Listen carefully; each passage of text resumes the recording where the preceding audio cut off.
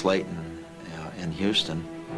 Slayton can't discuss it on the phone, but CIA satellite photos suggest the Russians may be ready to send a man around the moon before the end of the year.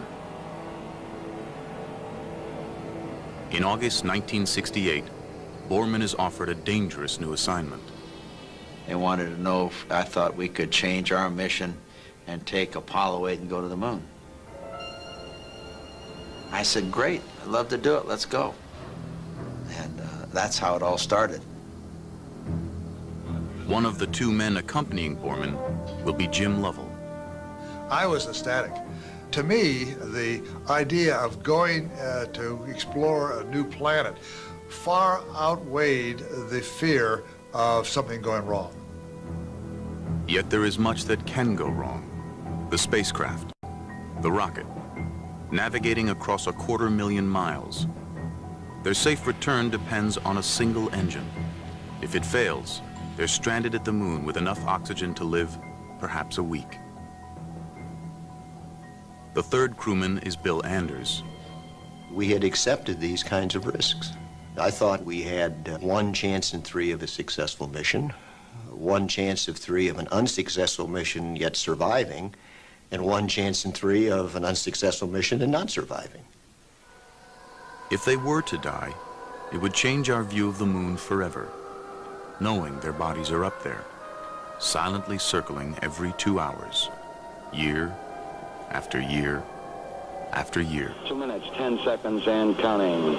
Oxidizer tanks in the second and third stages now have pressurized. No human has ever flown more than 800 miles from the Earth. Apollo 8 will travel 250,000 miles to circle the moon. 12, 11, 10, 9. We have ignition sequence start. The engines are on. 4, 3, 2, 1, 0. We have commit. We have liftoff. 51 a.m.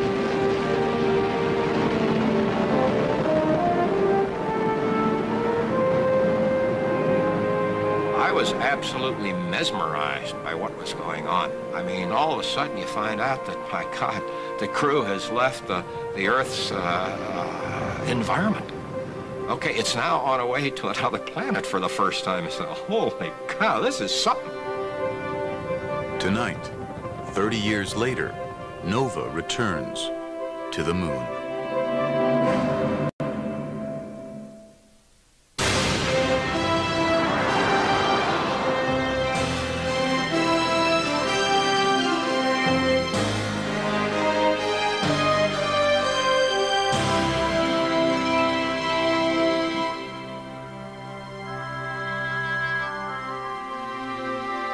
Major funding for NOVA is provided by the Park Foundation, dedicated to education and quality television.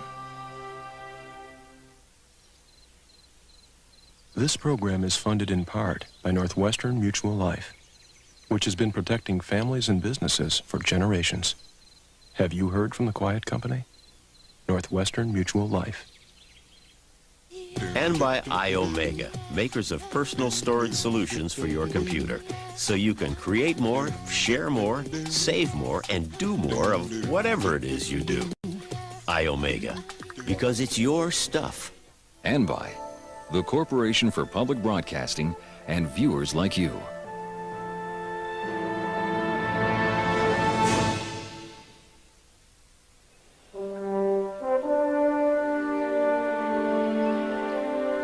For as long as humans have gazed at the moon, some have dreamed of exploring our nearest neighbor, this mysterious object of wonder.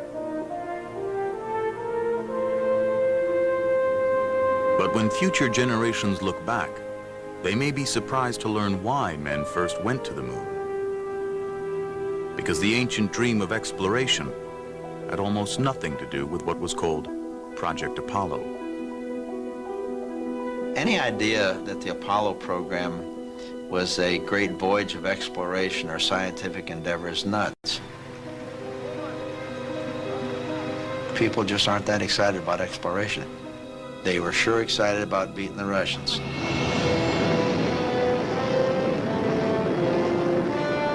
October 4th, 1957, Russia orbits the first man-made satellite in history, Sputnik.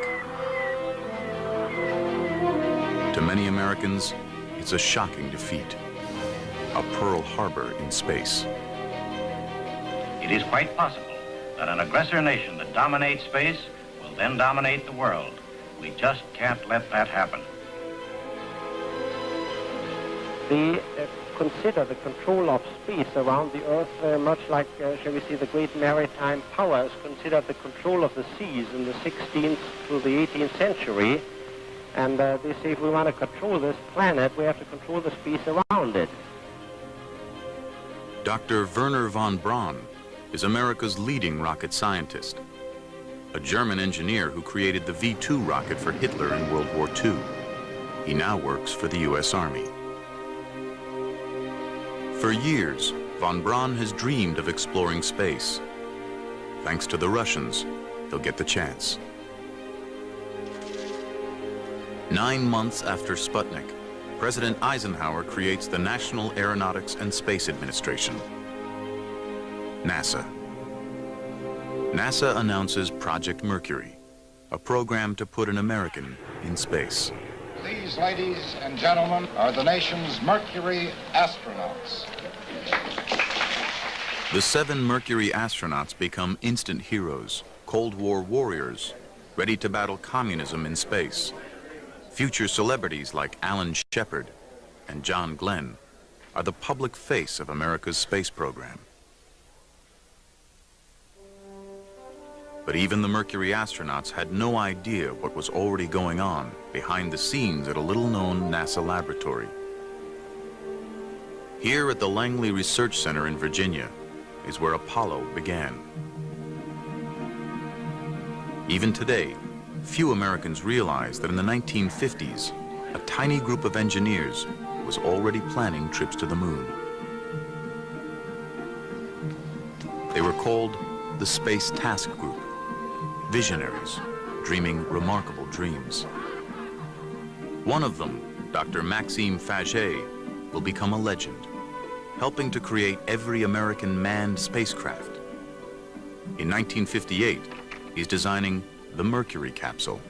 We expected to land on the moon sooner or later because it was so close and because everybody could see the moon. It made a very good target. In the 1950s, travel to the moon is about to become possible because of the rocket. Long used as a weapon, the rocket is the only engine that can operate in a vacuum. Rockets are becoming more powerful in order to carry nuclear bombs. Some of them can now reach space. For an astronaut to survive there, he'll need the protection of a spacecraft or capsule. Even a small capsule will need a huge rocket to put it in space. Overcoming gravity takes enormous amounts of fuel, so the rocket is divided into stages. As each one burns its fuel, it drops away to save weight. By the time the capsule finally reaches space, the rocket that put it there is gone.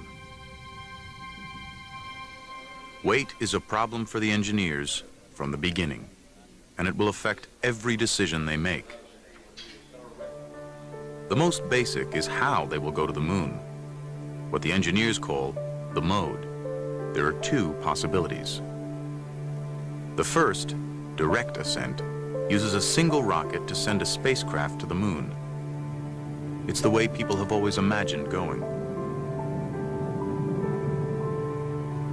But sending the spacecraft all that way will take an enormous rocket, larger than the Statue of Liberty, a monster called Nova. There were actually designs for the Nova rocket, but could you build it? The real issue about the Nova rocket is the question is, could you build it? And if you did have a problem with it, it could really destroy a good part of the Cape Kennedy at the time because it was such a massive amount of propellant. Wernher von Braun favors a different mode, Earth Orbit Rendezvous, EOR. EOR uses 2 smaller rockets. One sends up the spacecraft, the other sends up the fuel. The astronauts rendezvous with the fuel tank, fill up their spacecraft, and head for the moon. Direct descent is simple, but needs a huge rocket. Earth Orbit Rendezvous uses smaller rockets, but it's more complicated. Picking the mode will be the most critical decision in the Apollo program, because it determines everything. The spacecraft, the rocket, the training, budget, and schedule. The wrong choice means losing to the Russians, and maybe not reaching the moon at all.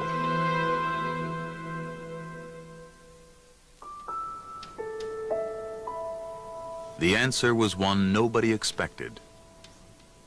The engineer who lobbied for it was an outsider. He didn't belong to the Space Task Group and never worked for von Braun. Almost no one welcomed the idea, but he never gave up. The story of his struggle is largely unknown, but the plan he promoted got America to the moon.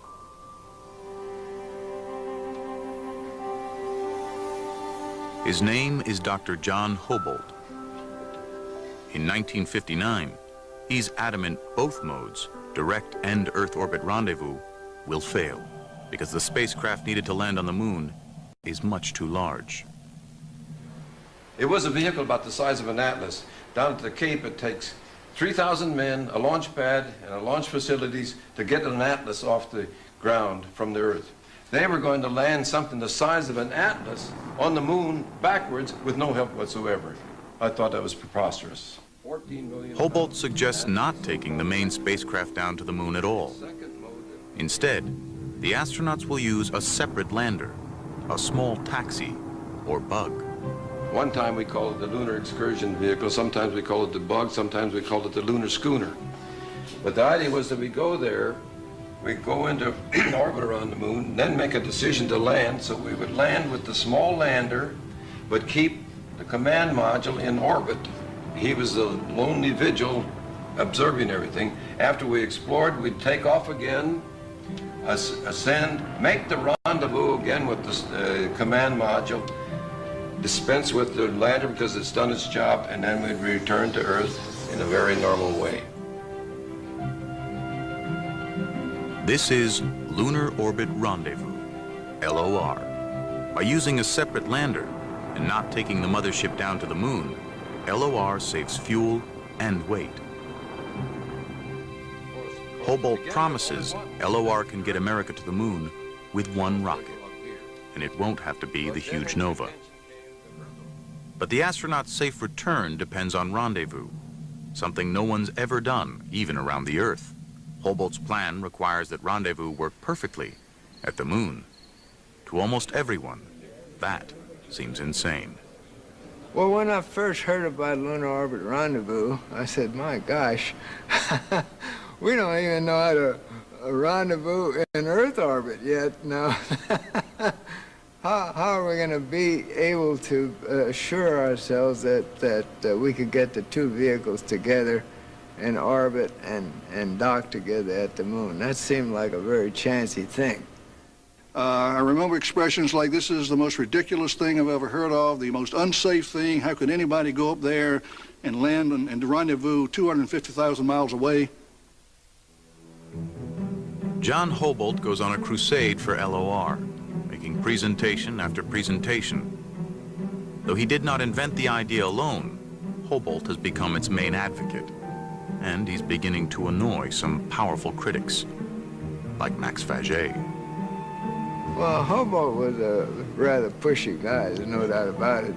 There were a lot of people who had their minds made up that we already knew how we were going to do it. And he had considerable discussion and argument, some of it pretty heated.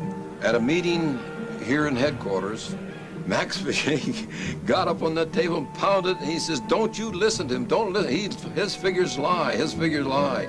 We had this little discussion going, which personalities got involved. To some degree that he was crucified that day, chastised. The system was considered to be risky, unsafe, By April 1961, John Houbolt has been pushing LOR for 2 years and getting nowhere. But he's about to get some help from an unexpected source.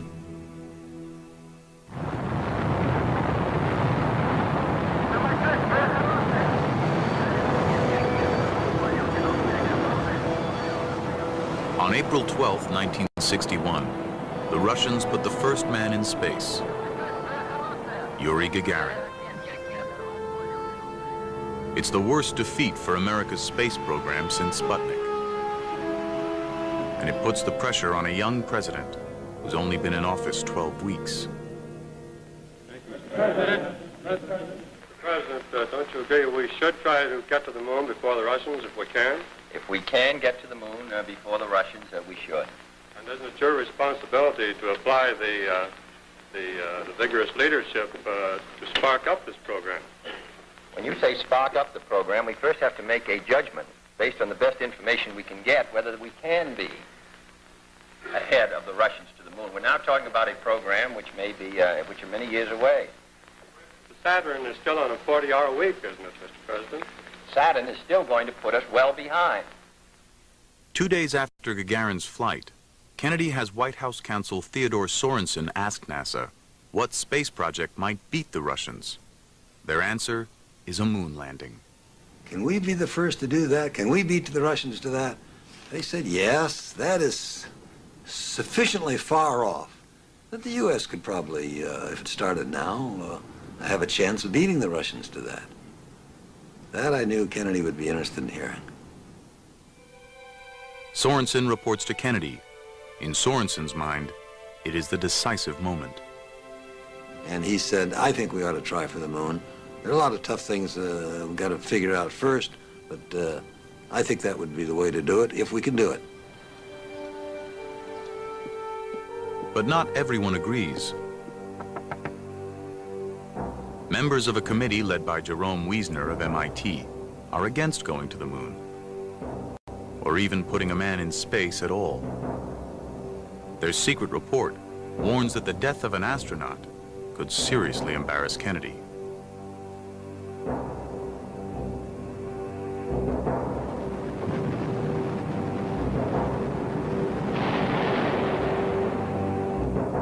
Kennedy will keep his moon decision quiet until NASA proves an American can go into space and come back alive.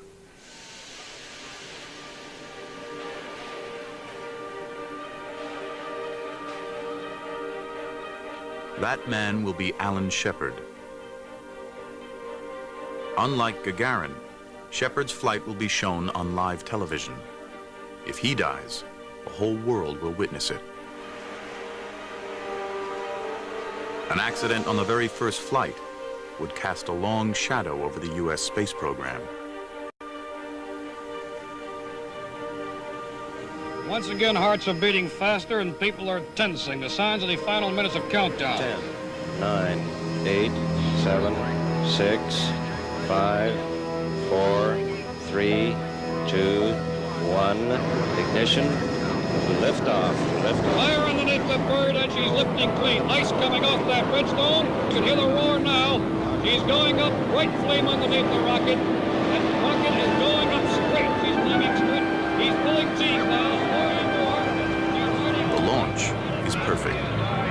Oxygen is go. For the next 15 minutes, the world will hold its breath. We appear to be losing voice communication now. During re-entry, the radio cuts out, as expected. To millions of viewers, Shepard has disappeared into the unknown.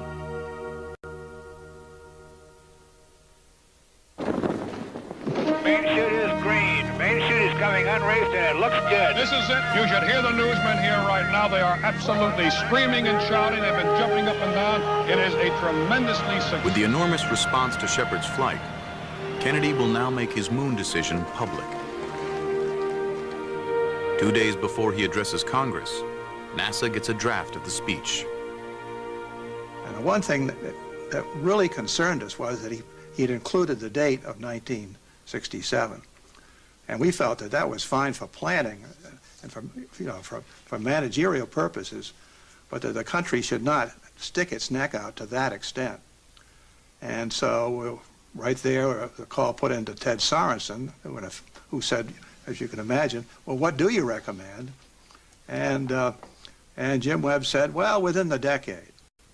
To some people in this the new decade started January 1, 1970, and technically it began January 1, 1971. So there was a little fudge there, and Kennedy just decided to keep that fudge. I believe that this nation should commit itself to achieving the goal before this decade is out of landing a man on the moon and returning him safely to the Earth. No single space project in this period will be more impressive to mankind or more important for the long-range exploration of space. America is headed for the moon. Not only has Kennedy made the decision, he's set a deadline. But NASA engineers can't really get started until they decide the approach mode, how to get to the moon. After 2 years of frustration, John Hobolt risks his career, bypasses channels, and writes directly to NASA Associate Administrator Robert Siemens. November 15th, 1961. Dear Dr. Siemens, the important question is, do we want to get to the moon or not? I'm simply trying to establish that our LOR scheme deserves a parallel frontline position. Respectfully yours, John C. Hobolt. And it was a blistering letter. And I first thought, well, I wish that guy would get off my back. I mean, maybe I should call his boss, the director of the laboratory, and tell him that, you know, you're not really supposed to cut across, I don't know, 6 or 7 layers of management that way. And but I thought, well, I think he may be right. Siemens tells Brainerd Holmes, the head of manned spaceflight, to do a careful evaluation of LOR. And then it wasn't more than a week or 2 later when I was talking to Brainerd, and he said, you know, we are seriously considering it, and it is looking better and better all the time. I tell you, within a month and a half's time, they were touting the virtue of lunar rendezvous by the November time frame of 1961. But I think even though they accepted lunar rendezvous, they didn't accept Hobolt. And I think John was never received the proper credit. In July 1962, NASA announces America will use Lunar Orbit Rendezvous to reach the moon. I grew up on the farm, working 16 hours a day, milking cows in the morning under 20 below zero and everything. And to me, to know that I've been involved with one of our greatest achievements of mankind, I feel rather special about that.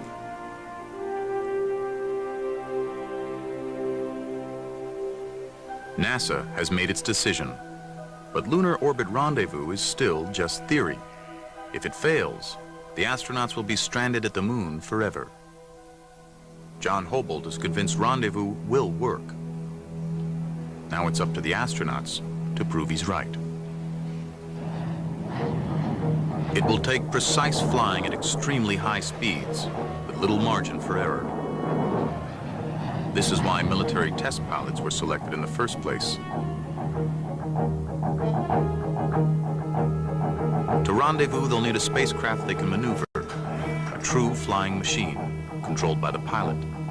But the primitive Mercury capsule is not it.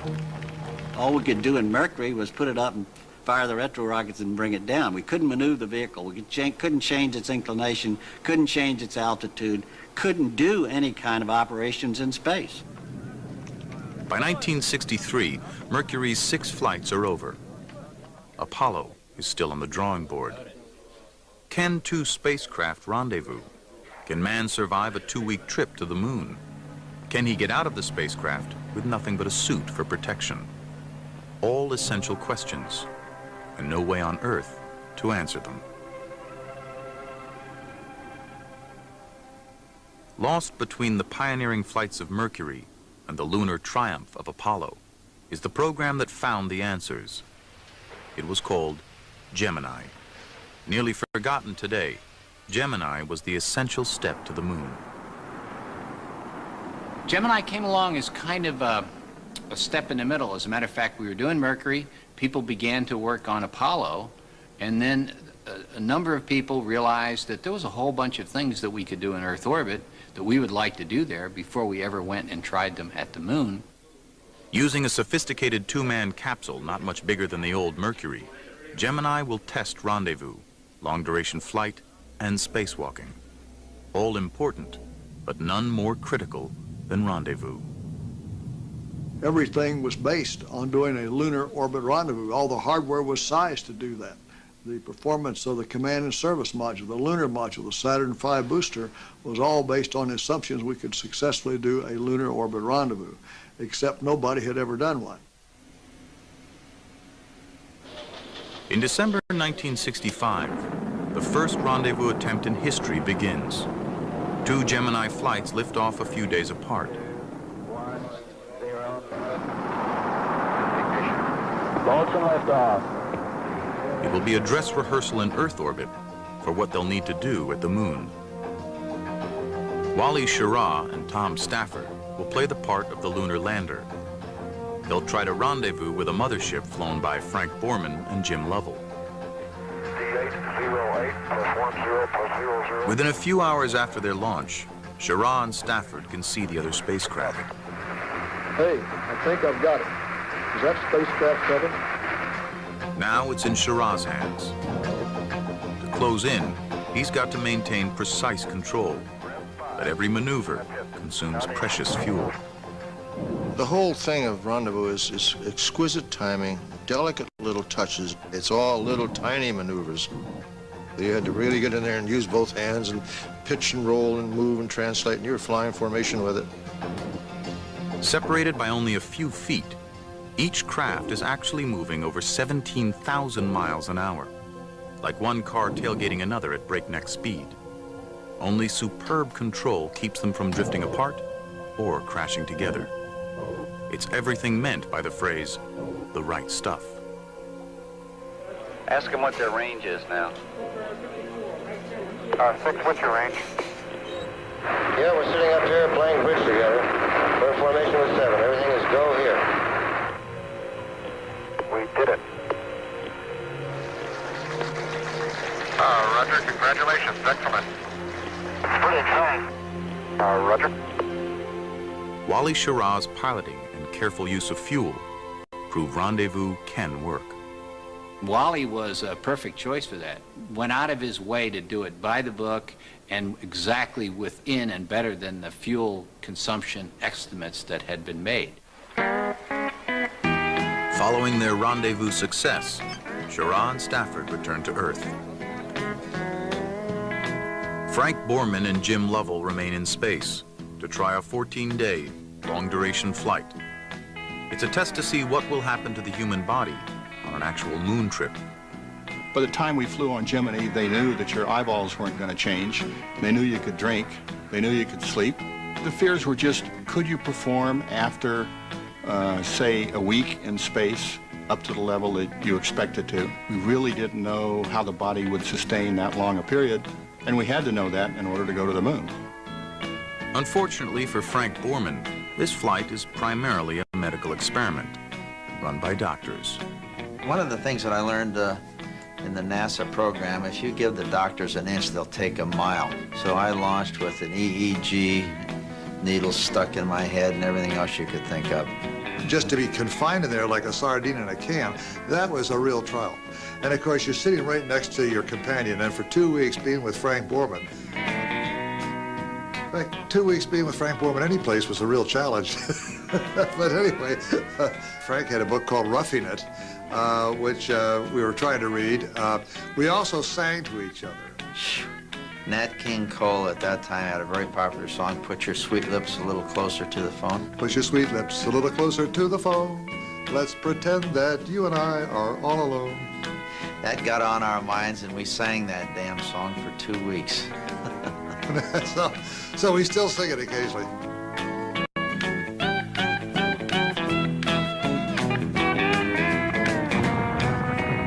can joke about it now, but in 1965, Borman and Lovell are medical guinea pigs. They've survived 14 days weightless, but even the doctors have no idea what will happen when they return to gravity. Yeah, they were concerned on landing that when all of a sudden our hearts were pumping the blood in a 1G environment that we might have problems or pass out. Some of them even thought we'd die, but we never even got dizzy. I actually, for the first couple hours, actually had to almost command my legs to say left, right, and my mother was watching on TV, and I later saw it on a film. It looks like I had my pants full because I was walking very, very, very deliberately. One thing when they got back on the carrier they noticed is that all the other people smelled a little funny. They'd been cooped up in this front seat of a Volkswagen for 2 weeks. By the time they get out of it, I think they were very happy to get out of it, although they didn't probably realize how bad it had gotten.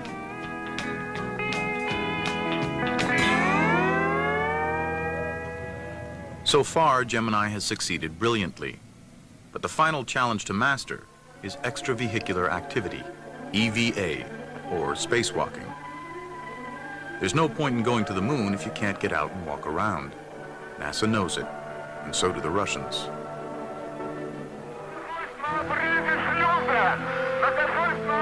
When cosmonaut Alexei Leonov became the first man to float in space, it was yet another defeat for the United States.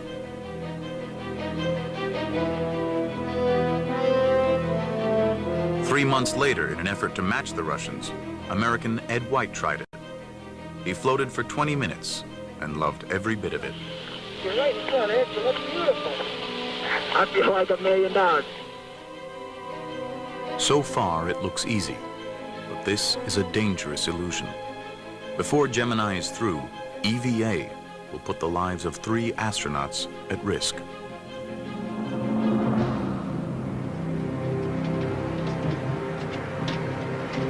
Gene Cernan will become the 3rd human to get out in space, but he'll do more than just float around. I was going to go out, and I was going to have to do legitimate work. I had to basically assemble a whole flying backpack outside the spacecraft in 0 gravity through a nighttime cycle where I had little or no light. Cernan discovers that even the simplest task is nearly impossible. And every time I'd push or turn a valve, it would turn my entire body in 0 gravity. I had nothing to hold on to. And we take for granted gravity because we can do that kind of work with ease if something is holding our feet to the ground. Nothing was holding me anywhere. The effort quickly proves a tremendous strain. Within minutes, he's sweating profusely. It's not at all what Cernan and his commander, Tom Stafford, were expecting. Within a few minutes, he fogged over. We were so naive, we didn't even think about putting defog on our visor like you do when you go snorkeling or scuba diving. And so he was huffing and puffing, and I was flying the spacecraft. He says, "Tom, I've got a hard time controlling myself." And it was a very, in retrospect, somewhat of a hair-raising thing. And there were probably times where there were people down here on Earth wondered whether I'd get back in because my heart rate was running at 170 beats a minute.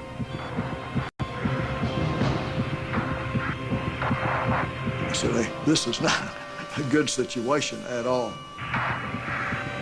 NASA downplayed the concern, but losing an astronaut during EVA was a very real fear. Hours before the flight began, Deke Slayton, head of the astronaut office, had spoken to Tom Stafford in private about the unthinkable. Tom, he says, NASA management wanted me to let you know if something happens to him out there, and if he dies, you've got to bring him back because we can't afford to have a dead astronaut floating around out there. I looked at him, I said, "We've never talked about this before." Cernan is getting his oxygen from an umbilical hose that passes through an open hatch. Stafford must fly the spacecraft. If Cernan dies, there's no way Stafford could pull his body back in, get him into his seat, and shut his hatch. The only way Stafford could possibly bring Cernan back is to re-enter the atmosphere trailing his body, with the hatch still open. The Gemini would be in front. this thing is going to be whipping us all around. I says, and furthermore, I've got an open hatch, and all I have is this thin suit was in just one layer of nylon, and I've got 3,200-degree plasma coming a couple of inches right above my shoulders through that open hatch. So he's got 7 layers of insulation. That's not going to help him too much. He's dead anyway, but I've got 1 layer here, and this plasma is going to come through the hatch. And then suppose we even get through all that, then a pilot chute comes out. Is that going to get snared with what's left of Cernan? And then here comes the main parachute out. Is that going to get snared and with what's left up there? And so here I'm going to plop down in the ocean with a hatch open. What happens then? And he says, well, what should I tell NASA management? And I said, probably I'll cut him loose. If he really is dead, I'll do all I can. But if he's dead, there's a good chance you're going to jeopardize the spacecraft and me too. Stafford was just going to literally have to cut the cord, and I might still be a satellite out there traveling through the sky 20, 30 years later. For Stafford, the unthinkable has become all too real. Forget the EVA. All he cares about now is saving Cernan's life. So I called the ground and the contact said, I've called it quits. I'm going to get him back in before we go in the next nighttime. Got him in. Finally, he just couldn't hardly move. And then when he opened his visor, he was absolutely pink, like he'd been in a sauna about an hour too long. The next day we landed, and they flew the suit right back to Houston. They had over 1 pound or 1.5 pounds of water out of each boot. But he lost, I think, 10.5 pounds in 2 hours and 5 minutes outside. The next 2 attempts at EVA are scarcely any better. Everybody forgot Newton's third law of motion. To every action, there's an opposite and equal reaction. And when they touched the spacecraft repelled them. As engineers, we started saying, look, we've had 3 missions where the EVAs didn't go well. What was wrong? Then we had a science advisory team step in and say, look, your entire principles of EVA are wrong. How you train, how you prepare the crew, the kinds of tools and instruments that you use. For the next attempt, the capsule will be equipped with special handholds and footholds to anchor the spacewalker in place. But the biggest improvement is neutral buoyancy training, practicing underwater, the closest environment on Earth to weightlessness. On the final Gemini flight, the new training and tools make all the difference. What has been nearly impossible is now easy for astronaut Buzz Aldrin. I felt that it was a piece of cake outside, just moving very slowly. There was no challenge. Certain things come naturally. You decide that you're going to move in a certain way and you need leverage, so you just don't allow yourself to get out of position. And you know, it just takes a little bit of patience and understanding.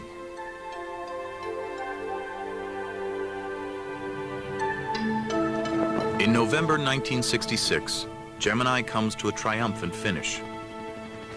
A late addition to NASA's plans, Gemini has proven every technique Apollo will need to reach the moon. We had to learn how to do all the things to prove that they could be done before we could even begin to think about going to the moon on Apollo. And Gemini, in its own historical context, was perhaps as important as Apollo, because without Gemini, there would have been no Apollo.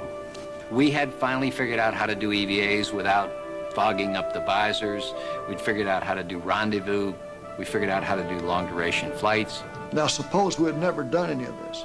Say, whoopee, we're going to the moon, and never done Gemini. It would have been a disaster.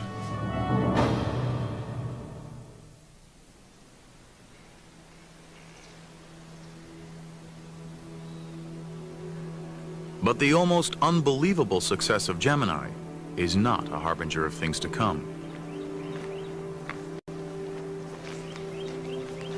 Locked away in an anonymous building at the Langley Research Center are the physical remains of Apollo's darkest hour.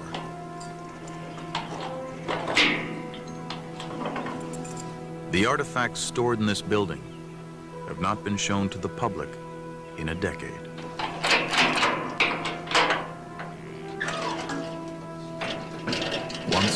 they were evidence. Today, they are painful reminders of shattered dreams.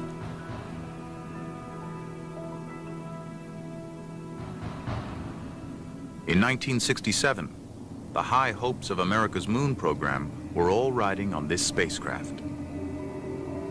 Its maiden voyage, the first flight of Apollo, was supposed to bring the moon within reach.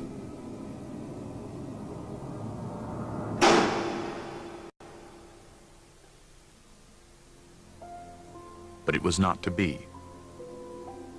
4 weeks before launch, this spacecraft was destroyed by fire. The tragedy not only claimed the lives of 3 astronauts, it also stole forever the innocence of everyone who worked on Apollo.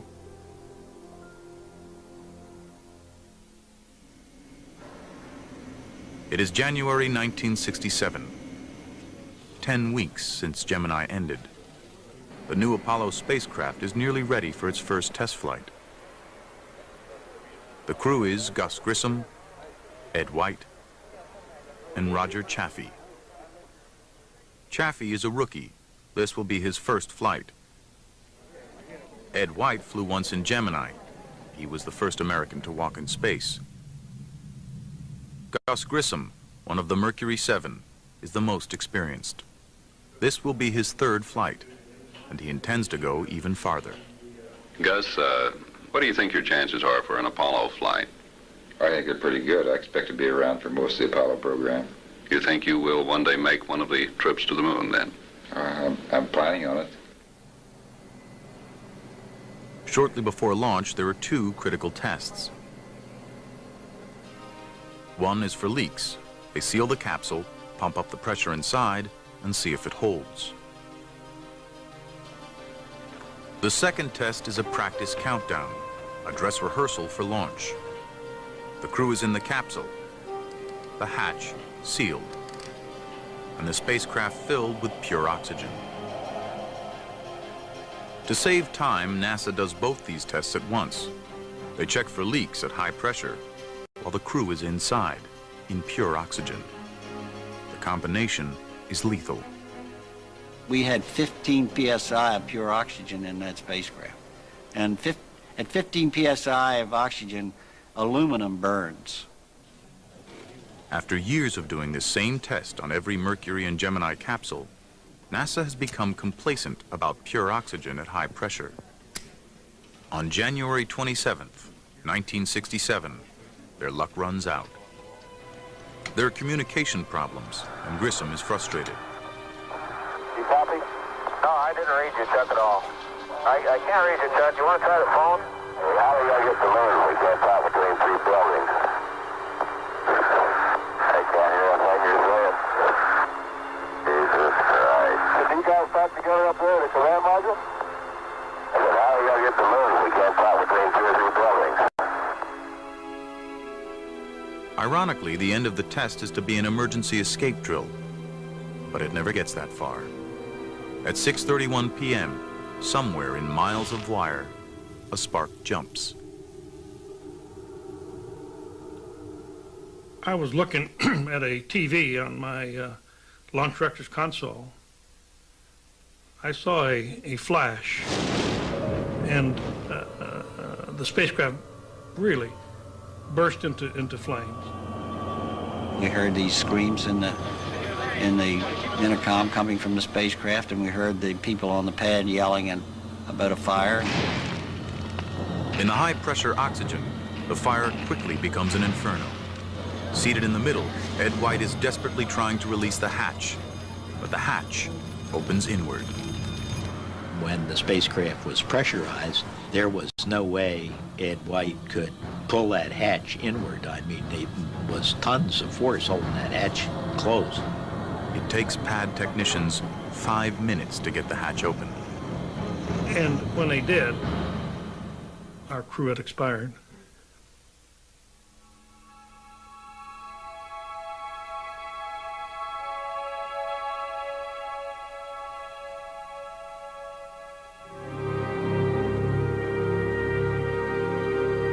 It was like a stomach punch for everyone in the program, and everybody, no matter what role they had or what part they had in it, I think had a sense of guilt about it.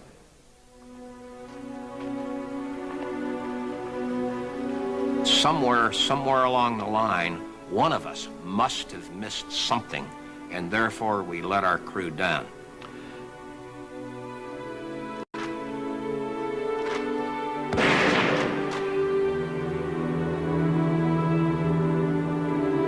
Roger was so energetic, so enthusiastic about the whole program. And we're sure that as long as he had to leave this world, he's happy in his spaceship anyway. No anger at what's down at Cape Kennedy? What will continue? What will follow? None whatsoever. The price of progress comes high at times.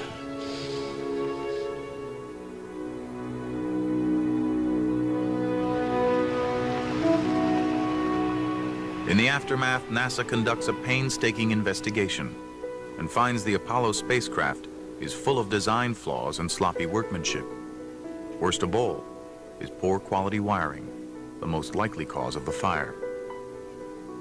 Over 100 design changes are made. A hatch that opens outward in 7 seconds. Better shielding on wire, better fireproofing. And for all ground tests, no more pure oxygen. This spacecraft never left the ground, yet it may have contributed more than any other flight to the goal of reaching the moon.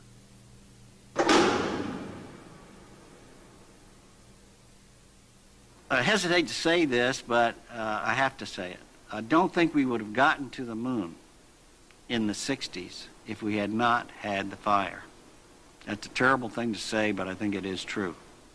If that had happened while we were on the way to the moon, we'd have lost the crew, never heard from them again, and it would have been just a mystery hanging over the whole program, which would have caused an untold delay, and maybe even a cancellation. But no matter how improved the new spacecraft may now be, it still cannot reach the moon without a huge and powerful rocket. The Saturn V.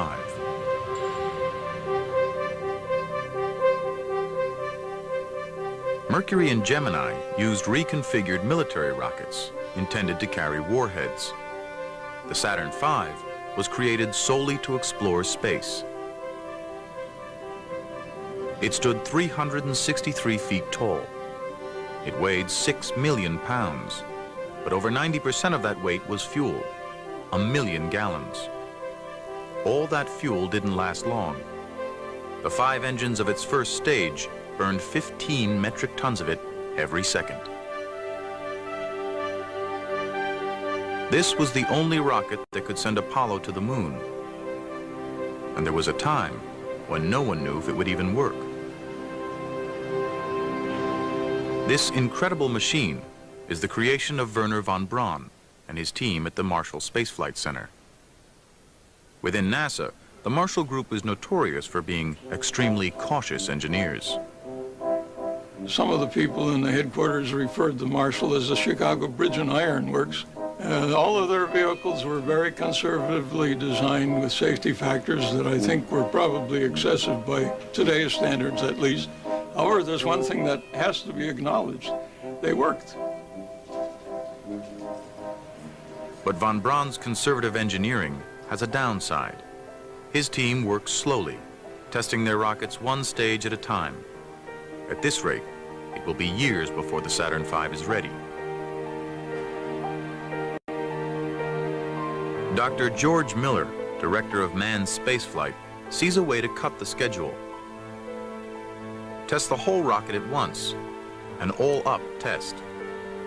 Von Braun and his team are aghast. To sell this to the German team was really, they couldn't believe it. They were for the careful step-by-step approach.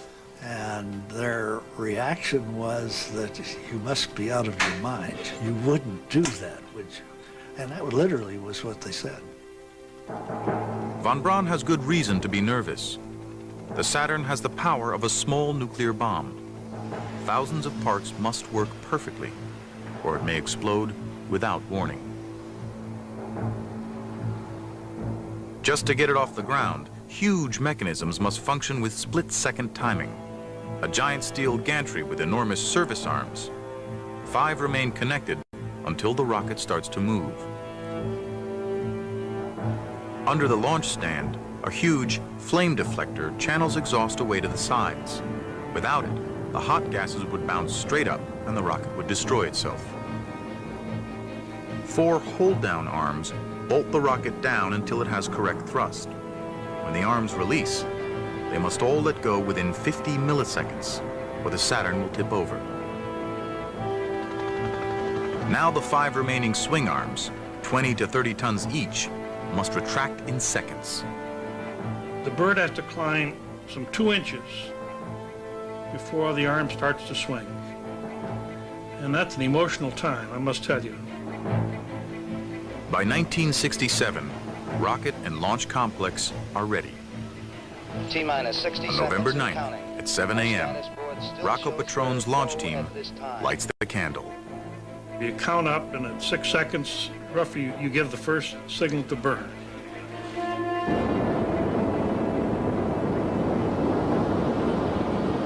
Five, 4, begin ignition. When the engines all reach correct thrust, the rocket sends a command. Let me go. The hold-down arms release. The swing arms retract.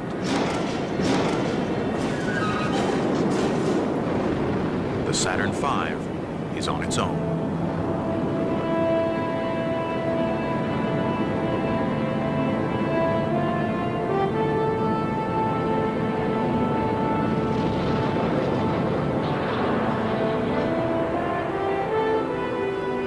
You can see the triumph in some of our safe bases when it actually went off properly.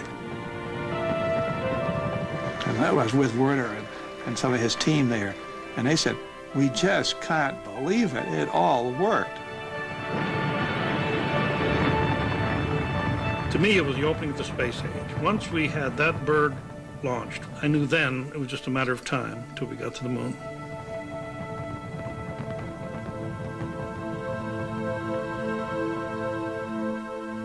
The Saturn V has worked perfectly on its first unmanned test.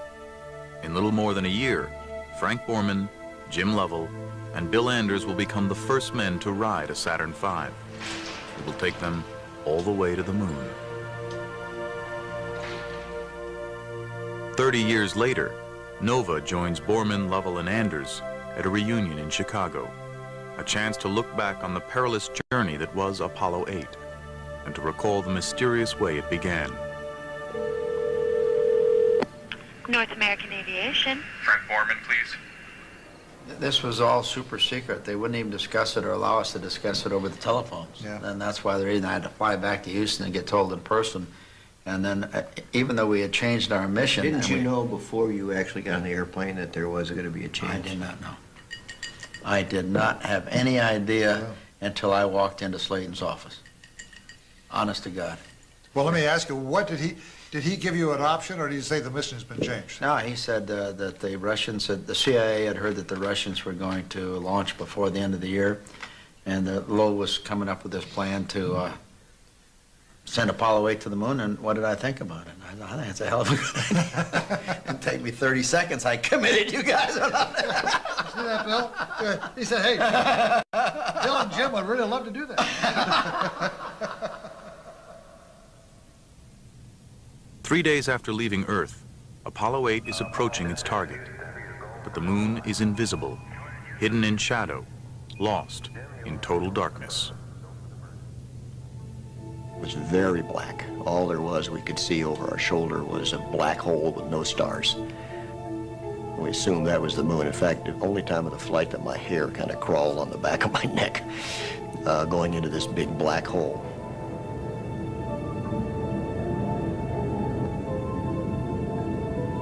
Mission planners have calculated the precise instant the crew should be able to see the moon emerge into sunlight, if everything has worked perfectly.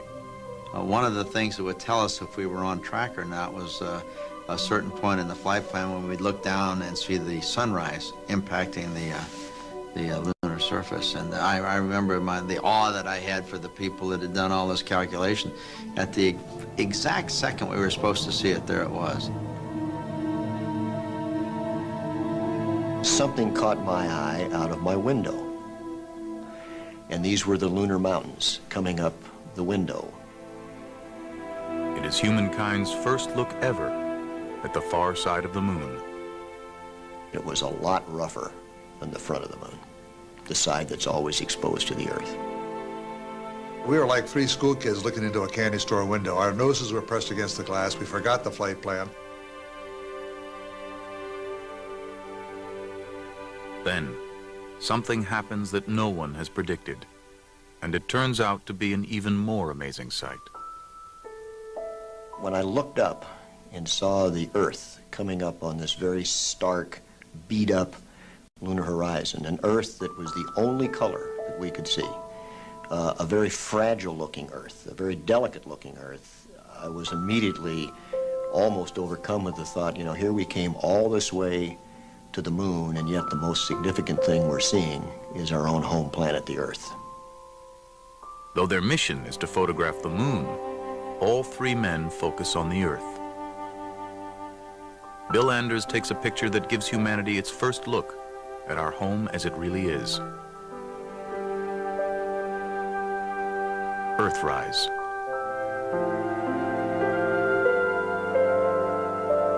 All of the views of the Earth from the moon have let the human race and its political leaders and its environmental leaders and its citizenry realize that we're all jammed together on one really kind of dinky little planet, and we better treat it and ourselves better, or we're not going to be here very long.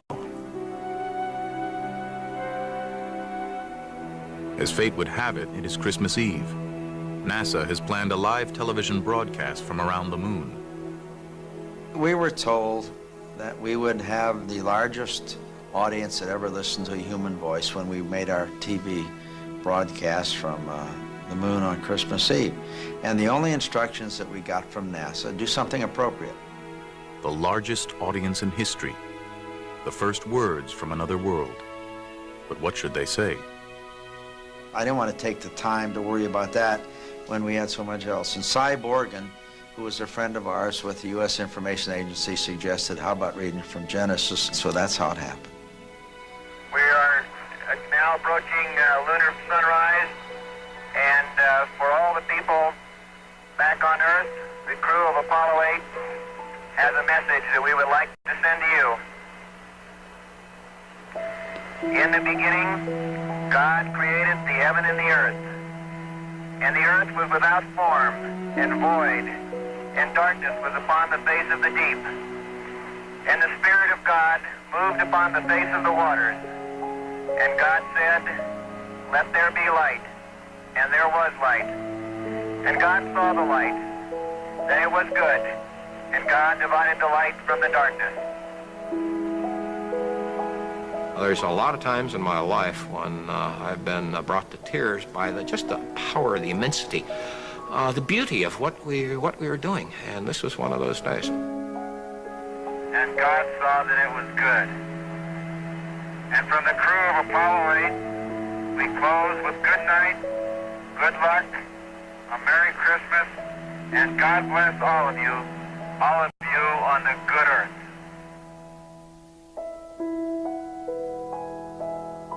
As soon as the thing was cut off, we talked to the ground. I said, "Did you get all that?" They said, "Yeah." "Did it come in fine?" "Yes." Okay, now give us the instructions for getting home. Getting home depends on a single engine. There's no backup. If it fails, they're stuck at the moon without hope of rescue. That caught my attention a lot. We knew we would be there forever if, indeed, that engine didn't work again. So that was a sobering thought. All systems are go. Over. Roger, thank you. Houston, Apollo 8. I think the premiere of all the tense moments was the burn to get us back out of lunar orbit. We only had a single engine to do that, and had it failed, we'd still be circling the moon. So I can assure you there were 6 eyeballs focused on those instruments. Well, we were talking about what we call the TEI burn, the trans-Earth injection, and of course we spent 20 hours going around the moon and we were all kind of tired, and so we were programming the computer to turn on the engine and get the proper attitude. And as we got around the backside, because this burn starts on the backside, so no one can hear us from the Earth. And on the computer, it comes up a little sign that says, a couple numbers that essentially says, are you really sure that you want to make this maneuver? This is your last chance to make up a decision. So I said to Frank, hey, do we really want to? Frank says, push the button, push the button. I'll never forget that.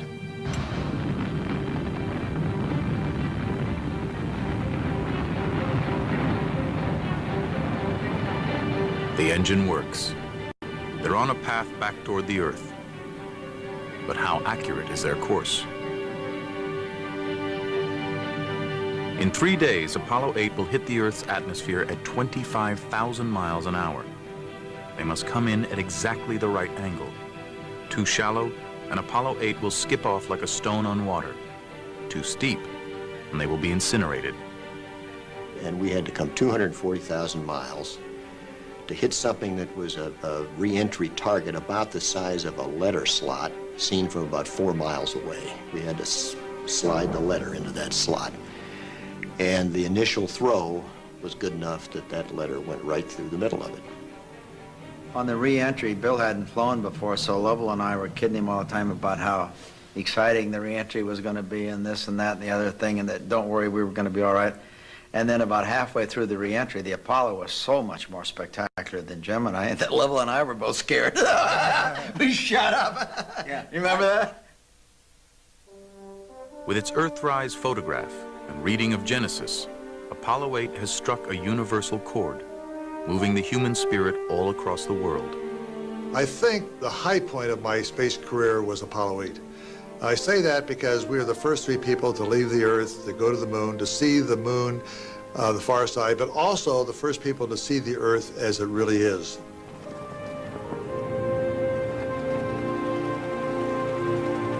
And it has accomplished its original mission as well. It got to the moon before the Russians. Realizing that we had done our job well, that we'd beat the Russians to the moon, and there was no doubt in my mind now that the rest of the program was going to work. I had a feeling almost of euphoria. I was so pleased. I was so thankful for, because let's face it, God must have been looking after us or we wouldn't have made it. So it was a very, very, very religious experience for me. Bill had an interesting comment when we landed because someone, while we were waiting to be picked up, someone had called from the ship or the helicopter and said, is the moon made out of green cheese? Yeah. And Bill says, nope, it's American cheese. Yeah. Geez, I remember that like yesterday. Yeah. Yeah. Apollo 8 has traveled nearly 500,000 miles and paved the way for the flights to follow. All that remains to fulfill Kennedy's promise is the landing.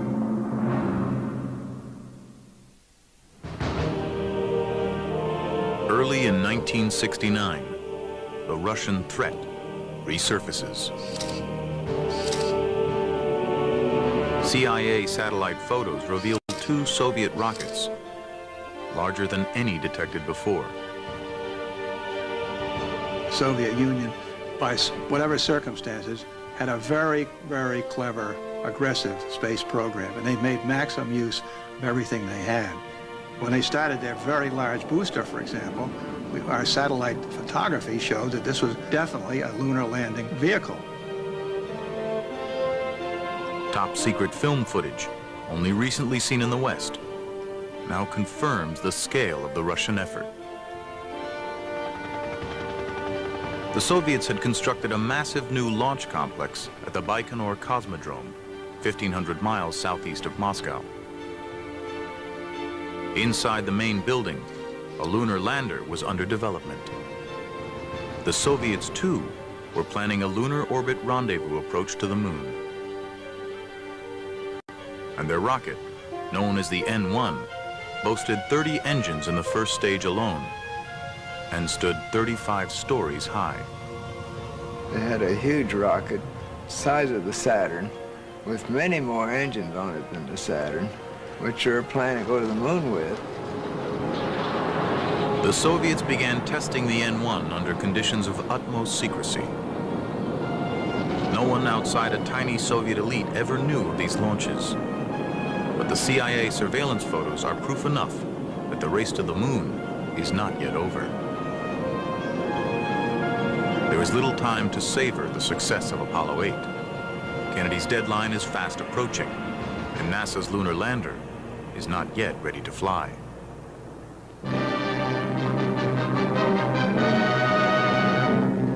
This strange device is one that Uncle Sam hopes will make history. The lunar craft will reach the moon aboard the Apollo spacecraft, and then 2 of the crew of 3 will board the Bug to land on the moon. The Lunar Excursion Module, the LEM, is designed to orbit the moon as part of a stack of spacecraft. Attached to the Command and Service Modules, the CSM. Following John Hobolt's plan, the LEM will separate off and carry 2 astronauts down to the surface of the moon.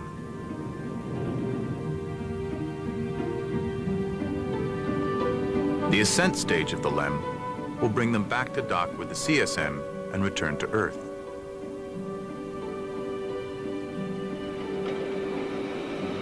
At Grumman Corporation, where the LEM is still under construction, project manager Tom Kelly is feeling the heat from NASA. Oh, terrible heat, terrible heat. We weren't ready. We were having a lot of trouble with the early LEMs, getting them to pass all their tests and trying to meet our schedules. And we were about 3 to 4 months down, despite our best efforts to try to make it up. The LEM will never operate in Earth's atmosphere, so aerodynamics are not a problem. The problem is weight.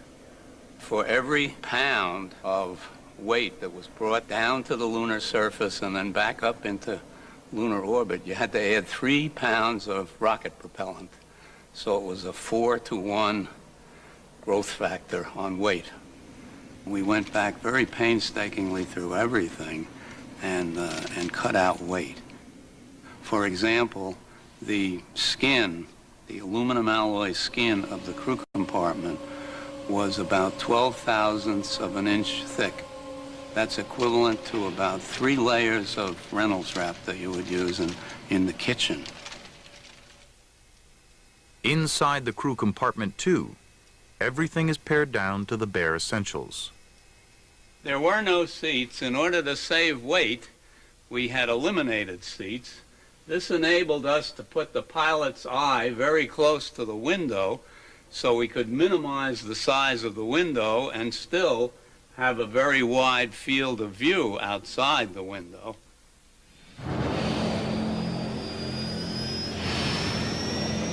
While engineers trim pounds from the LEM, astronauts train for a lunar landing with this contraption, known as the flying bedstead. Jet engines firing downward cancel out most of the vehicle's weight to approximate lunar gravity. But the machine is awkward and dangerous. In May 1968, astronaut Neil Armstrong, a former fighter pilot, climbs into the bedstead. Fellow astronaut Bill Anders had just completed his turn flying the ungainly machine. It had 2 rocket fuel tanks, 2 round tanks, 1 on each side of the vehicle with a cross feed between them. So while Neil was up there getting the near-perfect start, fuel was draining from one tank to the other. Just about prior to touchdown, he ran out of the fuel to control the attitude of this vehicle. So now it was like a kid's balloon at a party where they blow it up and let it go.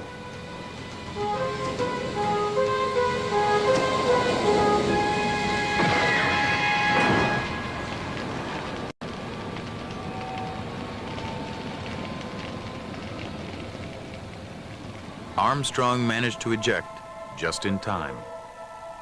But parachutes are not an option on the airless moon. The lander must work perfectly, and the landing site must hold no surprises. The moon's surface appeared fairly smooth from the vantage point of Apollo 8.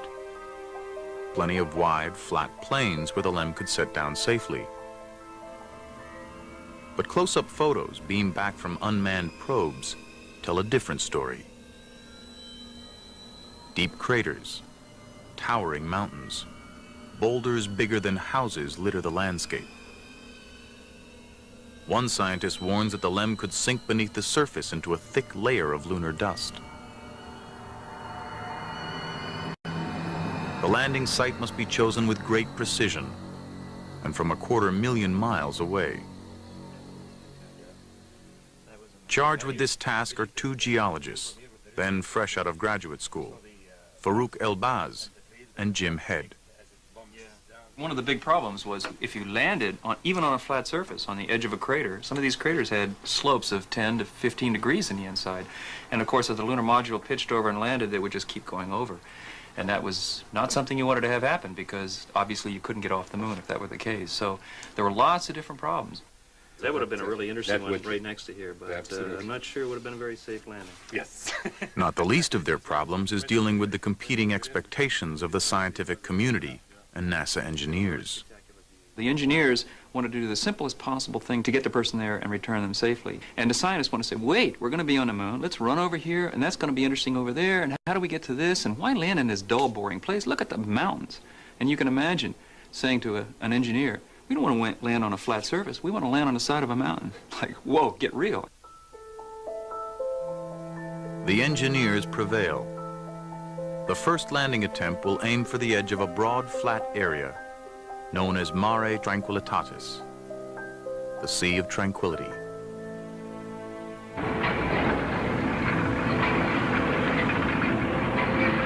July 3rd, 1969.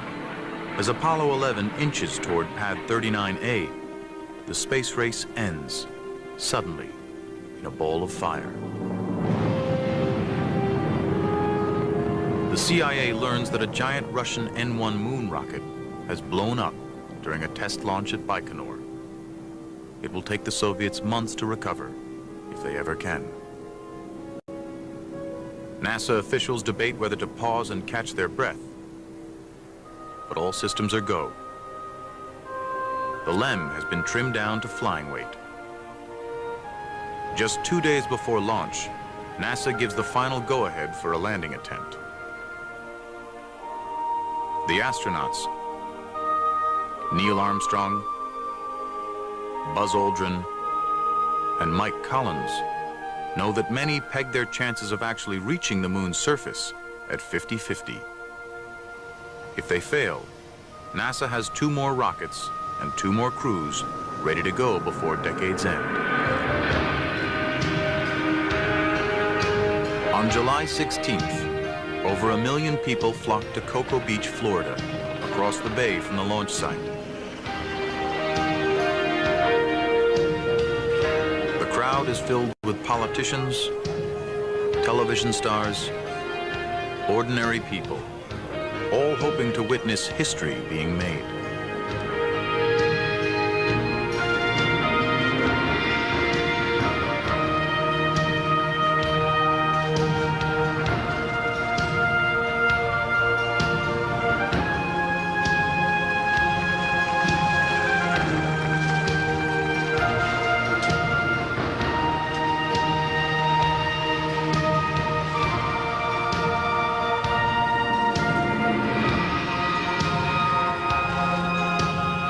T-minus 15 seconds. Guidance is internal. 12, 11, 10, 9. Ignition sequence start. 6, 5, 4, 3, 2, 1, 0. Liftoff. We have a liftoff. 32 minutes past the hour. Liftoff on Apollo 11.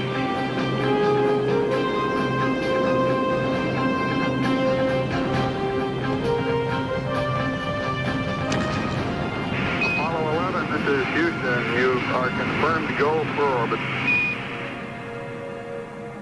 The 3 Gemini veterans aboard the spacecraft have spent years preparing for this journey. Collins, 37, a West Point graduate and career test pilot, will fly the command module around the moon. Aldrin, 38, also from West Point with a doctorate from MIT, will join the 37-year-old Armstrong, NASA's only civilian astronaut, in the first attempt to land on the moon. Looks like it's going to be impossible to get away from the fact that you guys are dominating all the news back here. Even Pravda in Russia is headlining the mission and calls Neil the czar of the ship. 4 days and 250,000 miles from Earth, the crew enters lunar orbit. You are go for LOI, over. Roger, go for LOI. All your systems are looking good. Everything looks okay up here. Going around the corner, we'll see you on the other side, over. Going through my mind was a very simple equation in here. Today, we're either going to land, we're going to abort, or we're going to crash. Okay, all flight controllers, gonna go for landing. Retro, go. Right up, go. Guys, go. Control. 70 miles above the moon, Armstrong and Aldrin undock the LEM and begin their descent. Capcom, we're go for landing. In Houston, 26-year-old Steve Bales, in charge of guidance control, anxiously awaits data to track their speed and location. When we finally get data, I realize that we're going toward the moon 13 miles an hour faster than we should be, and the computer doesn't know it, and our ground radars tell us. And that doesn't sound like much, and yet it's almost enough that we have to abort the mission. My trench comes up and says, hey, we're not in the position that we expect to be. We've got some velocity errors, and the one that really got your attention, we're halfway to our abort limits. So, holy cow, things are mounting in here. Zodiac, 47 degrees. We have a rule that says if it gets up to 20 miles an hour, we're going to stop this mission because you could actually literally crash into the moon and not know it, while you're on automatic pilot. Their velocity stays within acceptable limits, but the trouble is far from over. In the lunar module, Neil Armstrong realizes they have overshot their intended landing site. Maybe 3 or 4 minutes into the descent, Neil made an observation that looks like we may be a little bit long. And I thought, geez, you know, how can he possibly suspect that? But it turned out that we were a little bit long. Only when the LEM pitches over to prepare for landing can Armstrong get a good look at the surface below, out the pilot's window. They're heading down into a field of boulders. He hits the throttle, hard. I see the vehicle going across the surface of the moon like I have never seen it do in simulations. And I say, what has gone wrong? What's going on? It's going 5 times as fast horizontally. It's never supposed to do that. It's just supposed to gently hover down. 100 feet, 3.5 down, 9 forward. We knew that they were not landing where they're supposed to land. We worked on the exact landing point for so long, and we wanted this landing specifically to be very successful and safe. And here they are, not landing where they're supposed to be, and we have no idea where they will finally land, and it was really terrifying to find out that perhaps here we're going to see something that might end the program. With a minute to go, they confront the unthinkable, an abort or even a crash. Armstrong's search for a good landing spot is using up precious fuel. 60 seconds. Lights on, forward. And then when 60 seconds and the light came on and we were still not real close to the ground, we were maybe 100, 120 feet, then I guess I was getting a little concerned, but what could I do? Could I say, hey, Neil, hurry up, get it on the ground? That would just excite him a little bit more, so I couldn't say that. Armstrong has flown 4 miles past the prime landing target. He has half a minute's worth of fuel left. 30 seconds. You hear 60 seconds, and you hear 30 seconds. When we ever get to 0, we're going to call in abort on fuel, and the crew knows it, and we know it. And about the time we got 30-second call, the crew said, hey, we're kicking up some dust. Picking up some dust. Okay, 75 feet.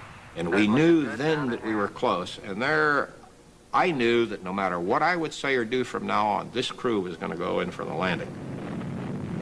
4 forward, drift into the right a little. So we just shut up here on the ground, and all we were doing was letting them know what their fuel status was. And the fuel is going lower and lower. And then finally you hear contact light. Contact light. Okay, engine stop. We copy you down, Eagle. Then he says something I will never forget. Listen, Tranquility Base here. The Eagle has landed. I didn't know what Tranquility Base was. They have never used that term when we were doing simulations. They always called themselves Eagle. So I said, what is this, Tranquility Base? And then I think, what a wonderful name. I mean, all that in a matter of 2 seconds. Roger, Tranquility. We copy you on the ground. You got a bunch of guys about to turn blue. We're breathing again. Thanks a lot. Gene Kranz has no time to catch his breath. He must quickly decide, is the spacecraft safe where it stands, or should the crew launch from the lunar surface immediately to rejoin the command module? We had to look over the spacecraft very quickly, make sure the spacecraft was safe, it wasn't toppling over, we hadn't damaged any of the fuel systems by blowing rocks maybe up into the lunar debris, up into the soft underside of the spacecraft. So I had to do this very quickly.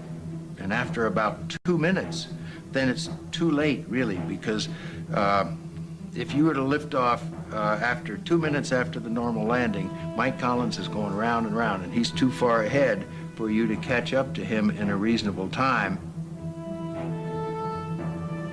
And I just couldn't get the words out to start the stay-no-stay process, and in frustration, after a couple seconds, I wrapped my arm on my right arm on the console, and I had a pencil in my hand. I broke the pencil in two, and then got over that. It was just pure frustration. Got through it and got on with the stay-no-stay decisions until we could finally get off shift and say, my God, today we landed on the moon. And all of a sudden, the motions of everybody came through. They all got up and clapped. Von Braun was sitting right in front of me. He turned to me and with an okay sign, he said, "Thank you, John." That's the biggest compliment I've had in my life.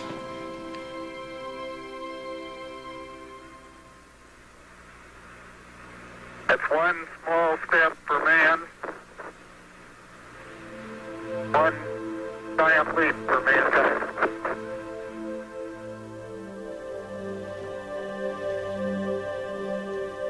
The most massive and concentrated effort of science and engineering since the building of the atomic bomb has paid off.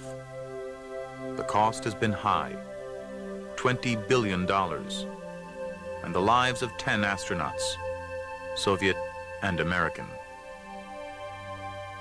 But on July 20th, 1969, only 8 years after President Kennedy committed the nation to the challenge, Neil Armstrong and Buzz Aldrin walked the surface of the moon. But what is this place they've landed on? This moon that is bigger and closer to its host planet than any other moon in our solar system. What can we learn by actually being there? About its age, its origins, its crater-torn surface. The focus of Apollo is about to change.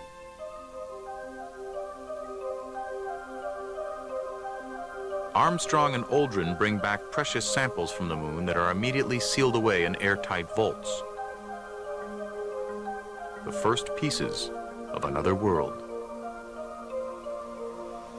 I was a scientist at the U.S. Geological Survey at the time, one of those chosen to study the samples, and it's 30 years ago now, but I can remember the excitement of coming here and getting our bits of material. When the rocks first came back, it was really amazing because the rocks Neil Armstrong picked up turned out to be basalts, and the ages of those weren't a few thousand or hundreds of thousands of years, but were 3.7 billion years old, older than virtually all rocks we'd found on the Earth at that time. Basalts like this are made from cooling lava, the holes from bubbles of escaping gas. On Earth, the salts are relatively young, as the planet's surface is constantly reshaped, erasing eons of geological history. But the age of the lunar basalts suggests that any volcanic activity on the moon ceased billions of years ago, after oceans of lava hardened, forming dark areas called maria, or seas. These rocks, before the astronauts picked them up, had lain virtually unchanged for nearly 4 billion years. Geologists are anxious for more and different samples. Even before Apollo 11, they had lobbied NASA to send a bona fide scientist to the moon.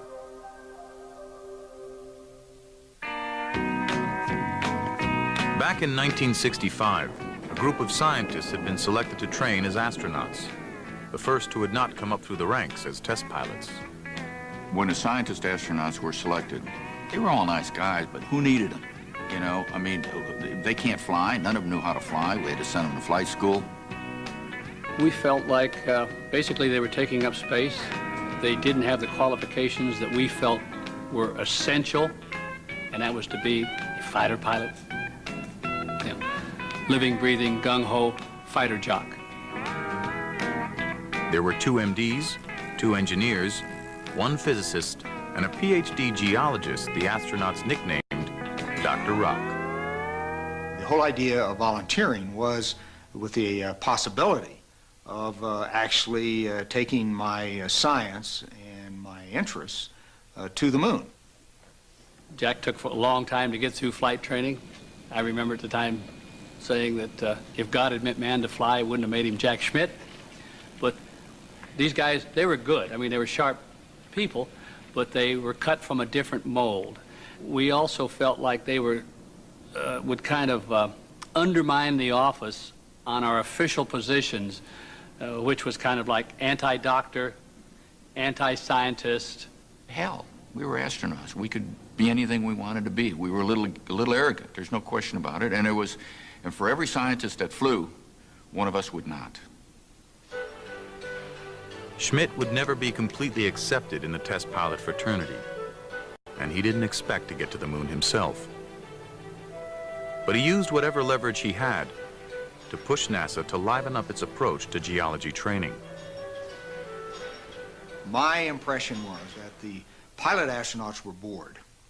It was not very interesting to them. Most of the astronauts actually hated geology. They didn't want to touch a geologist with a 10-foot pole, because their first courses in geology were taught the way I was taught geology, in a classroom with the thin sections and the microscope and learning the chemical formula of a mineral which they will never see again or never use. And they would tell each other, I mean, we're not going to get a goddamn microscope and look at this stuff. What the hell are we doing this for?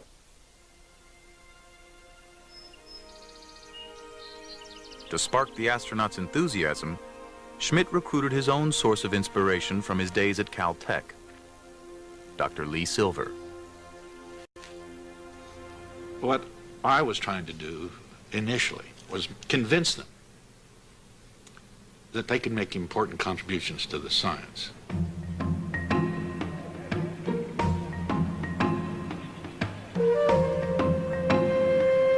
Silver led field trips for the crews of future missions, including Jim Lovell, soon to fly on Apollo 13, with Fred Hayes, and Dave Scott, scheduled to fly the following year on Apollo 15. In Iceland, they studied basalts, volcanic rock like Armstrong and Aldrin found.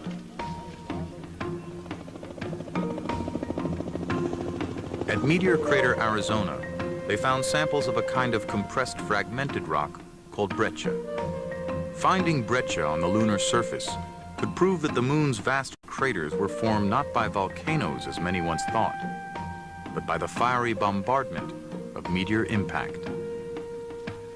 The astronauts must learn to recognize it.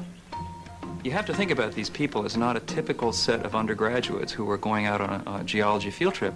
I mean, here are these people incredibly highly motivated, but also very, you know, they're very competitive. And before not too long, these people became highly motivated students because they could see that, hey, you know, you get out on the moon, we're not just going to pick up a couple of rocks. You're going to be on a moon for 7 hours, and gosh, gee whiz, that really looks neat. Goes about 30 seconds, and you got to learn some geolingo, or you're going to look stupid. We did geology from when we woke up at dawn and could get breakfast to go through 2, 3, 4 exercises a day till it got dark, and then talk geology around the campfire until 10 at night. Fred Hayes and Jim Lovell had become so enthused about geology that they chose as their Apollo 13 motto, Ex Luna Scientia, from the moon, knowledge, and are heading for a hilly landing site, quite different from the flat terrain where Apollo 11 and then Apollo 12 had landed. We knew that the material might be different than it is in the flat areas. We knew there was ejecta lying on the surface thrown up by volcanism or impacts that they wanted us to pick up because that could tell us a lot about the interior of the moon. 2 days after liftoff, Lunar Module Aquarius, coupled to Command Module Odyssey, is nearing the moon. Everything is going smoothly. It's become almost routine. Trips out to the moon and back are generally very quiet, kind of boring, as a matter of fact. Crews kind of going over their checklist, etc. They had a TV day that day where the crew took everybody on a tour of the capsule and so on. And that was winding down, and they were securing from that and getting ready for sleep time. We're just about to close out our inspection of Aquarius and get back to a pleasant evening at Odyssey. Good night. Gene Kranz went around the room, says, before we put the crew to bed, is there anything you want to do before they shut down for the night? And I said, okay, Flight, what I need him to do is stop charging one of the batteries and give me a cryo stare all 4 tanks. 4 switches, all 4 tanks, no big deal. Command Module pilot Jack Swigert throws the switches to activate fans that stir up the tanks of liquid hydrogen and oxygen. Then, suddenly, the spacecraft lurches as if struck by a meteor. Houston, we've had a problem. We've had a BP bus thunderbolt. And it was a very obvious abnormal combination of shock and initial felt motion as well as sound reverberating through the hull. And we had a pretty large bang associated with the caution and warning there. Warning lights indicate problems everywhere. Fuel cells dying. Maneuvering thrusters out. Oxygen tanks losing pressure. It was not until we really saw the oxygen escape from the rear end of our spacecraft that we realized that we were in very, very deep trouble. Then we got that sinking feeling, you know, that searing sensation in your stomach when you're in deep trouble and don't know how to get out of it. The routine stir of liquid oxygen had somehow triggered a short circuit. The oxygen tank, which fed the electrical system, had exploded. Now 2 of the 3 command module fuel cells are nearly dead. This is virtually a quadruple failure. And we just didn't train for that because there really was no way out of it. We really thought that God would not be so unkind as to give us more than 1 failure at one time in one system. I knew it was an abort, that we'd lost the mission. The original mission, exploring the lunar highlands, must now be abandoned. The new mission becomes, get the astronauts home alive. And I'm down at the Cape, said goodbye to the guys, and I watched the launch. And then I headed for Houston, and then the word came back. The Apollo 13 spacecraft has had a serious power supply malfunction that could cause the lunar landing mission to be terminated early. Without question, I was disappointed. At the beginning of an experiment, you got good people working on it, you're enthused and all. Priorities are priorities. My concern was for the crew. These are people I worked with. The command module's power supply is nearly spent. Soon its computer, lights, and gauges will be dead. The ground directs Lovell, Hayes, and Swigert to use the lunar module as their lifeboat. We figure we've got about 15 minutes worth of power left in the command module, so we want you to start getting over in the LEM and getting some power on that. The LEM has its own power supply, but it's designed to support 2 people for 45 hours. Now there will be 3, and they are at least 90 hours from home. Ground Control decides they should continue around the moon and take advantage of lunar gravity to turn them back toward Earth. Then, to get home before the power runs out, they must accelerate their crippled spacecraft by burning the LEM's small descent engine, an extremely critical maneuver that had never been tested. The ground started to send up the instructions to me of how long to make the burn, what attitude, and things like that. And I had my two companions in the lunar module with me. When I looked at them, they weren't paying any attention at all. They had cameras in their hands. They said, well, as we go around to the far side, we're going to take some pictures. And that's when I told them that if we didn't get home, they weren't going to get them developed anyway. Jim, you go for the burn. Go for the burn. Roger, understand. Go for the burn. And it worked. Ground confirms ignition. We're burning 40%. But as soon as it was over with, then we turned everything off. And we had only the radio and a little fan to circulate the atmosphere because we had to save power. It got very cold and very damp. My guess is it was somewhere between 35 and 40 degrees. I started having chills and fever. It was nothing that made me incapacitated or couldn't function. It was just added to the uncomfortableness of the situation. For 3 days, Lovell, Swigert, and the ailing Hayes huddled in the freezing lunar module.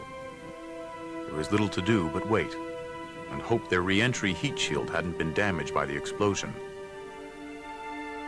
Then, as they approached the Earth, another potential disaster. When the ground was tracking us, they found out that we were not inside the free return course. And the free return course is a 2-degree pie-shaped wedge that you have to come down into with respect to the Earth's atmosphere. We were beneath it, which we could have missed the atmosphere or skipped out like skipping a stone on water, and we'd be gone. So we had to make another maneuver, but our computer was down, our guidance system wasn't working, our autopilot was off, and we had to do it literally by the seat of our pants. Lovell and Hayes set the course by eye, aiming toward the Earth, and fire the thrusters by hand to control the ship's direction. Swigert times the main engine's burn using his wristwatch. The course correction seems to have worked, but will the heat shield hold up? During re-entry, there is always a communications blackout that lasts about 3 minutes, as the spaceship heats up to over 8,000 degrees. 3 minutes pass, then 4. The extended blackout period got us. It's the first time I came up and said something didn't go right, and then I immediately caught myself and saying, no, it's some kind of a communications aberration. There's something wrong with the communications. This crew is coming home.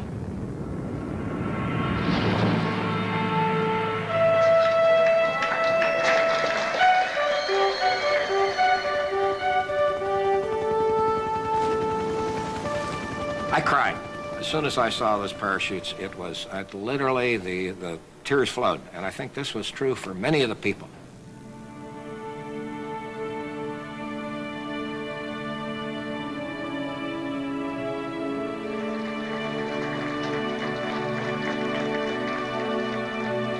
I did return. I did get back from this mission. But I think it's human nature. You cannot do the preparation and the training and have the investment in accomplishing what was in the flight plan and accomplish so little. So there was that kind of a stigma for me that we just we didn't get it done. The crew is safe, but everyone's great sense of relief is tempered by a growing realization that Apollo's days are numbered. Funding for Apollos 18, 19, and 20 is cut by Congress, reflecting a shift in national priorities that had begun years earlier, after President Kennedy's death. Before we ever landed on the moon, President Johnson and President Nixon killed anything in the future.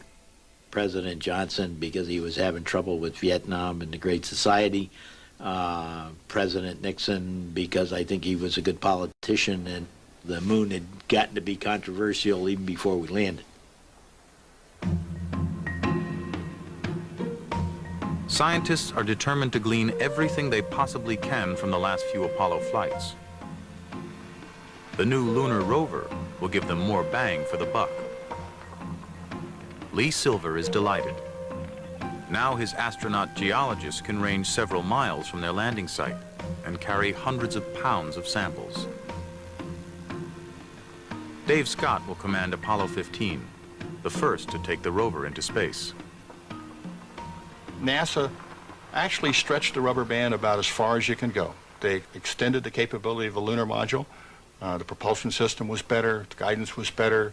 They added the lunar rover. We had longer duration backpacks, more consumables, more everything. So it was stretching out to the edge, and of course, you know, we get to fly them, so we were really enthusiastic. Dave Scott is an explorer. He saw Apollo 15 as the first extensive scientific voyage. And this was a change from, you know, the space cowboys of the earlier times when, you know, pushing the envelope, being the first to do this. I mean, Dave had a real vision of what was going on, and he carried the rest of the crew, you know, with that vision and the program as well. Scott's spacecraft 2 has been reconfigured to accommodate the push for lunar research. It's the most fuel-efficient rocket yet, able to carry the extra weight of the rover and a huge array of cameras and measuring devices. There had been so many changes, engineering-wise, to the spacecraft that we thought that maybe something would go wrong. One day I was telling the Apollo 15 crew, I'm going to give you a copy of the Quran with the prayer to protect you. And Dave Scott said, please do, we need all the help we can get. Elbaz needn't have worried. Apollo 15 arrived at the moon without a hitch, even though its landing site was the trickiest yet, in the lunar highlands between a long, narrow canyon called Hadley and a range of towering mountains known as the Apennines. Hadley Apennine is certainly, in my opinion, the most spectacular landing site on the moon that we could reach. It has a rill or a canyon, has enormous mountains, 15,000 feet above you. There's so much to see, and when you've studied the area and you think you know what you're looking for, and there's much more, and it's so clear up there. Boy, that's a big mountain when you're down here looking up, isn't it? My, oh my. Oh, look at the mountains today, Jim, when they're all sunlit. Isn't that beautiful? It really is. My golly, that's just super. The Hadley Apennine landing site is located near Imbrium crater, so large it can be seen from the Earth. Scientists believe the crater was formed by a huge meteor impact when the moon was young. That catastrophic collision must have kicked up rock from deep inside the lunar crust. Geologists Jim Head and Lee Silver, glued to their television screens in Houston, hope Apollo 15 is in a good spot to find some of this ancient material called anorthosite. Anorthosite, that would be the deep crust that we could look at and understand. And Dave went up to the side of the mountain and he looked over and he saw this sparkling crystals glinting at him, which is rare for the moon. Guess what we just found? Guess what we just found? I think we found what we came for. Crystal and rock, huh? Yes, sir. You better believe it. As a matter of fact, oh boy, I think we might have ourselves something close to anorthosite, because it's crystalline. And that is really a beauty, and there's another one down there. Yeah, we'll get some of these. Bag it up. It turned out to be, we think, a sample of the original crust of the moon, made 4.5 billion years ago, right after the initial formation of the moon. The anorthosite Dave Scott brought back is a jewel in the crown of lunar exploration, the oldest sample yet found. The press dubs it Genesis rock. Its surprising age and chemistry, along with evidence from the other lunar samples, gradually lead to a radical new theory of the moon's origin. 4.5 billion years ago, Earth was struck by a Mars-sized asteroid. This giant impact sent a massive amount of material into orbit, which coalesced forming the moon. The theory, ridiculed at first but now widely accepted, was developed by planetary scientist William Hartmann. Apollo itself tied together the history of the moon with the history of the Earth, so that it made us aware that we live in this system. We're not just living on an isolated planet, but we have this neighbor, and the neighbor records the early history of the system because there's virtually no erosion there, and the Earth records the last part of the history of the system. But if you put the two together, we get the whole story. The moon's presence changed the Earth in profound ways. Its gravitational pull stabilized the young Earth's wildly fluctuating axis of rotation, setting up the conditions for everything we take for granted about our planet. Moderate temperatures, liquid water, tides, life itself.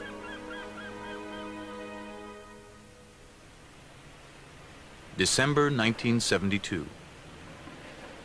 After 7 years of debate within NASA, a scientist will go to the moon. Geologist Jack Schmitt will fly on Apollo 17 with mission commander Gene Cernan. There was a lot of pressure from the scientific community for a scientist to fly on Apollo before it was all over. Jack never took no for an answer. He sort of became a pain in a lot of people's butt. And it basically, Deke Slayton, our boss, got a directive that Jack Schmitt would fly on an Apollo mission. And there was only one left, and that was Apollo 17.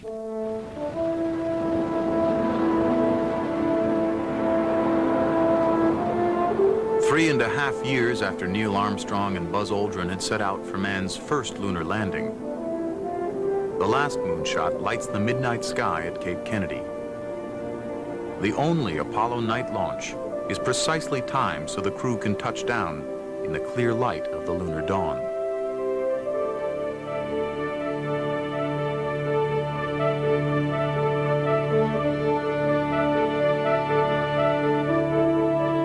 Okay, stand by for pitch over. Oh, are we coming in? Pitch there it is, proceeded. And there it is, Houston, there's Camelot. Wide on target, I see it. Cernan and Schmidt's landing site is a deep, mysterious valley between the Taurus Mountains and Littrow Crater. 10 feet. Contact. Okay, Houston, the Challenger has landed. The astronaut and the geologist are not only on the moon, they're in heaven.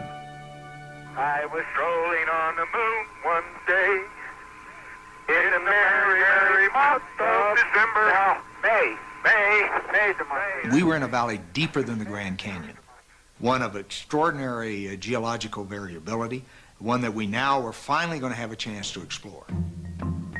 This is a geologist's paradise if I ever saw one. Cernan and Schmitt have little time simply to sightsee. Nearly every minute is tightly scheduled, setting up experiments and collecting samples. Here's a nicely structured rock that we probably ought to work on. There's a lot of lineation in some of that white material, Jack. Probably the breccia. It's got a little dust covered. Look at where the contact between the gray and the... Right, and it's on both sides. Oh, hey, there is orange soil. I can see it from here. It's orange. Even when they stumble upon an unexpected discovery, their time must be carefully rationed. I put my visor up. It's still orange.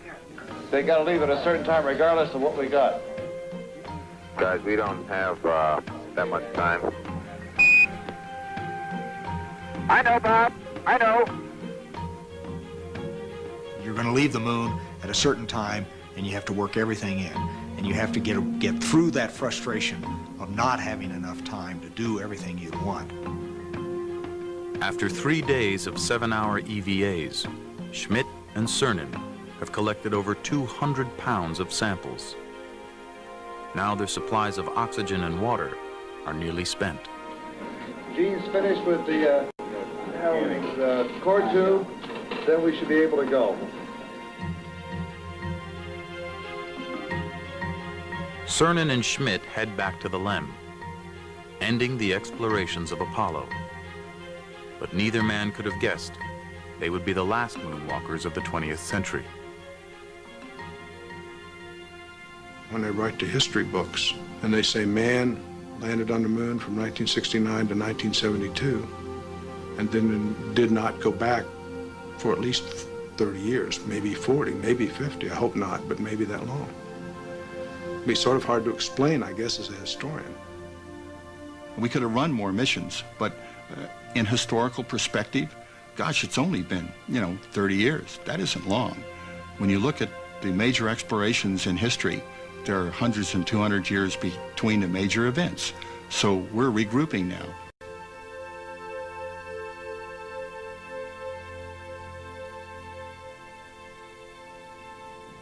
When I started walking up that ladder, I realized, hey, this is it. Somewhat of a nostalgic moment. You looked around, I looked back at the Earth and realized I'm never going to be here again. Somebody will, but I'm not. And I wanted to sort of leave a challenge for that, for those who would follow. And I wasn't sure what I was going to say until I said it, quite frankly.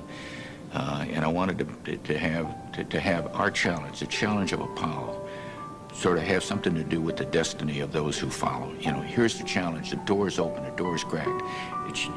You now have the opportunity to go on from here. And, my exact words, we now leave as we once came, and God willing, as we shall return with peace and hope for all mankind. And may America's challenge of today. Forge man's destiny of tomorrow. Godspeed the crew of Apollo 17. The quest that began as a desperate race against the Russians at the height of the Cold War has ended. How ironic that an effort born of bitter conflict produced the most profound images ever seen of the interconnectedness of mankind and opened a window on our common origins. Ironic, too, that it ended so soon. The whole grand endeavor, barely a dozen years from start to finish.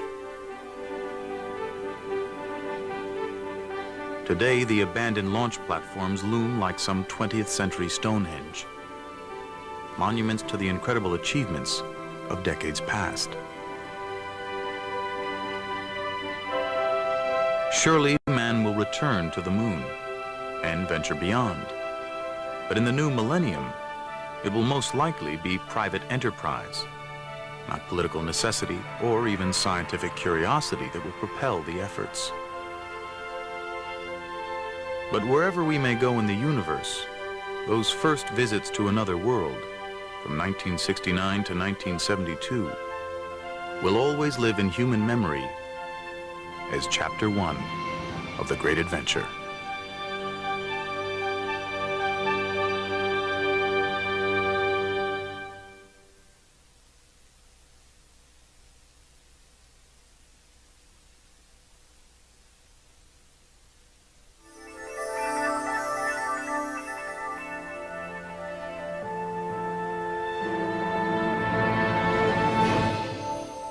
Choose an Apollo landing site.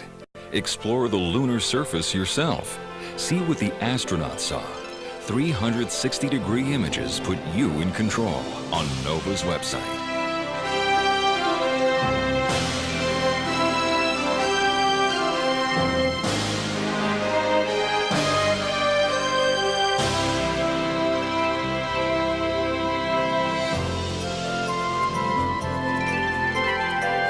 To order the show for $19.95, plus shipping and handling, call 1-800-255-9424. And to learn more about how science can solve the mysteries of our world, ask about our many other NOVA videos.